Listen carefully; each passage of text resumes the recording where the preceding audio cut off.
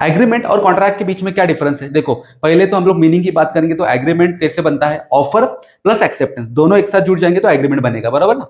तो उसमें प्रॉमिस भी ऐड हो जाता है तो वो एग्रीमेंट है। लेकिन उसी एग्रीमेंट में अगर लॉ का फोर्स लगेगा तो कॉन्ट्रैक्ट बन जाएगा। तो ये सिंपल मीनिंग से एक डिफरेंस क्लियर हो जाता है। दूसरा है उसका स्कोप, यानी एग्रीमेंट का स्कोप थोड़ा वाइडर है। क्यों स्कोप वाइडर है? क्योंकि अलग अलग तरीके के एग्रीमेंट होते हैं, जैसे कि सोशल, डोमेस्टिक या फिर कमर्शियल नेचर के एग्रीमेंट होते हैं, इसलिए उसका स्कोप बहुत वाइडर है। कॉन्ट्रैक्ट के अंदर जो स्कोप है उसका वो नैरो है। क्यों?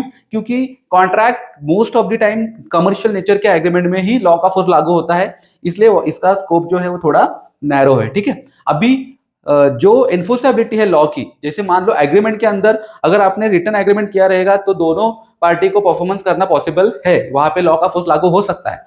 लेकिन अगर एग्रीमेंट रिटर्न नहीं है तो फिर कोई भी पार्टी को किसी भी तरीके का लीगल राइट अवेलेबल नहीं है। लेकिन कॉन्ट्रैक्ट के अंदर तो बिल्कुल, क्योंकि लॉ का फोर्स लागू होके ही आया है, इसलिए कॉन्ट्रैक्ट के अंदर सबसे ज्यादा लीगल राइट्स एंड लायबिलिटीज आप वसूल कर सकते हो सामने वाले पार्टी से। दोनों को परफॉर्मेंस देना कंपलसरी होता ही है। इसलिए हमेशा जितने भी एग्रीमेंट बनेंगे जरूरी नहीं है कि वो कॉन्ट्रैक्ट में कन्वर्ट हो सकते हैं, लेकिन जितने भी कॉन्ट्रैक्ट बने हैं वो पहले एग्रीमेंट ही है। तो यही है दोनों के बीच का डिफरेंस।